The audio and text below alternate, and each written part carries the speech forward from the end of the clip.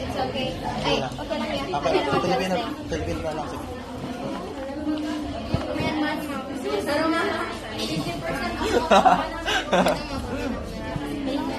Ay, record ah? Sige, sige. number 1 ba?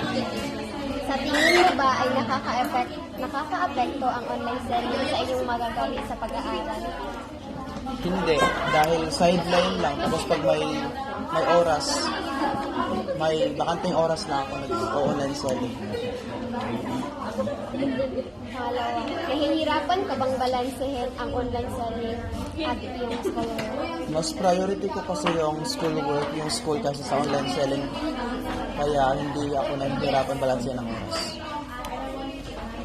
Pangatlo, sa anong mga paraan ka naniniwala na ang online selling ay nakaka-apekto sa iyong akademikong pagganap? Sa anong paraan ka naniniwala na ang online selling ay nakaka-apekto sa iyong akademikong pagganap? Para sa akin, ang online selling ay may positibong epekto lamang.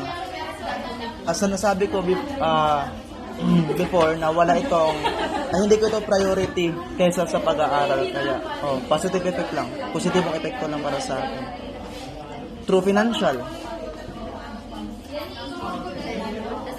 Pang-apat, saan mo nakuha ang iyong kapital o puhunan nung una mong simulan ang iyong negosyo?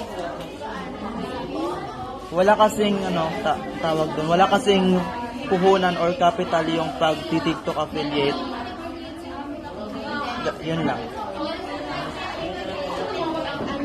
Ano mga problema ang naranasan mo nang ibenta ang iyong mga produkto online?